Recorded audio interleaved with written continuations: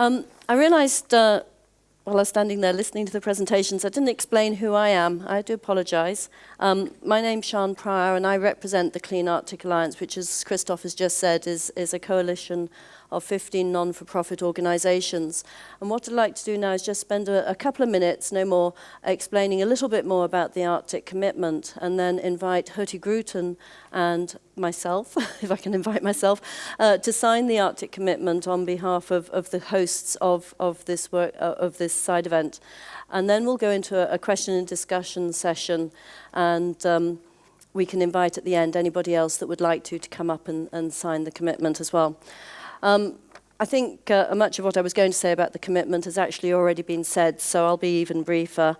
It calls on businesses and organisations, community leaders, scientists, celebrities, anybody really that has a vested interest in the Arctic to step forward and to call for a phase out of the use of heavy fuel oil by ships in the Arctic.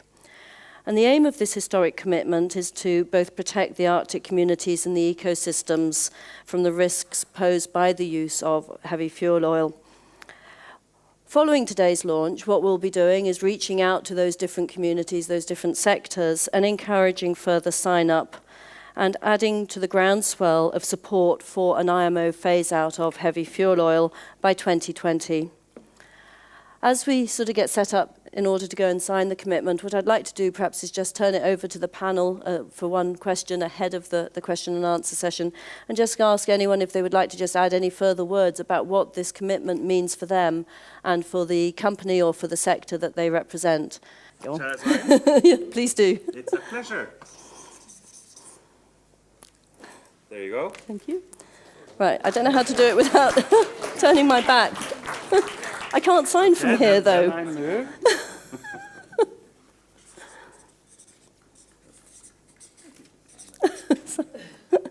Thank you. Jeg skriver til den danske og den grønlandske presse, og så, men jeg vil skrive en bog om Grønland og Danmark og fremtiden, og turismen spiller en vigtig rolle. Og jeg ved, I har nogle idéer og planer i Grønland. Ja, mange. Ja.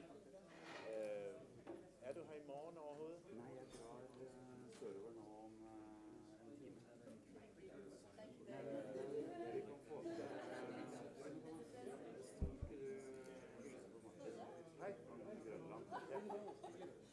jeg er ved at skrive en bog om Danmark, Grønland og fremtiden, og turismen spiller en meget stor rolle i grønlandske tankevæg.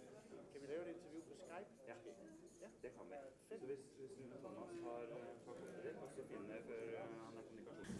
Right, well, as we wrap up, I'd like to invite anybody else that's spoken up that would like to come and sign the Arctic commitment. One thing I'm conscious of, we haven't read it out, so if you haven't sat far enough forward to see a copy of this leaflet, the full text of the commitment is in here. Please come and help yourself to a copy. We understand that not everybody, that there may be some people who feel interested in signing up, but perhaps aren't able to make that commitment here today. So there are contact details on here to be able to follow up. And I'd just like to, as we invite people to come forward, to say, please, don't rush. We'd like to get a photo of anyone that is able to come forward and sign the commitment today. And also to recognise that we've had a couple of messages come in today from, in particular, Louis Pugh, who is the UN patron of the oceans, who has given us his commitment that he is going to sign. And also from the International Cryosphere Climate Initiative, who have been here and spoken vocally in many of the sessions this week, but unfortunately aren't here today. And they also have committed to signing the commitment. Hi, my name's Ben Aliff, and I'm from Greenpeace International, and we would of course be delighted to sign the Arctic Commitment. Yes, I cannot join the choir of engineers. I am Frigg Jørgensen from the Association of Arctic Expedition Cruise Operators. And I'm honored to be here today to sign this commitment on behalf of 60 international members. This includes almost 40 operators and vessel owners internationally. Hurtigruten has shown the way in this initiative, but there is no disagreement in our association on signing this commitment. That being said, I totally agree with those who speak on behalf of an international regulation. It is necessary because we have tried the opposite. For very many years, there was a HFO ban in AECO. Members of AECO did not run on HFO.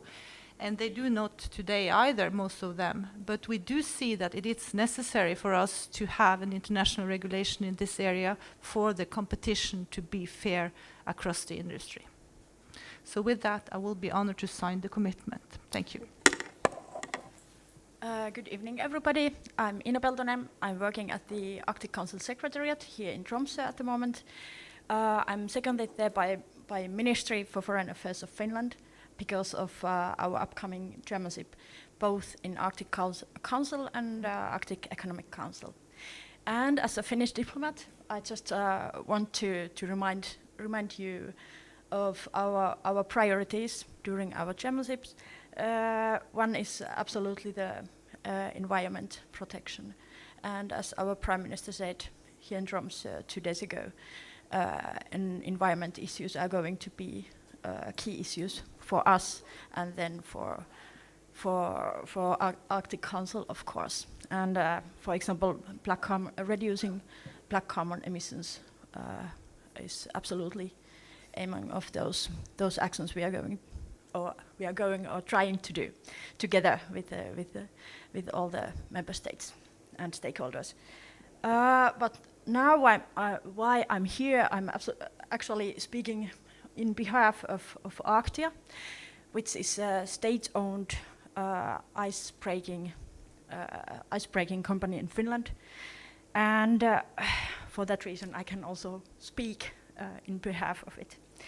It's one of the strongest actor in ice-breaking field. And currently, it has 8 icebreakers in its fleet. 2 of them, they are heavy multipurpose and research icebreakers with broad international experience. But I'm speaking here about this Polaris, however you want to say it. It's a new icebreaker. It joined to Arctia's fleet in last September. And it's the first icebreaker in the world capable of running on both LNG and ultra-low sulfur diesel.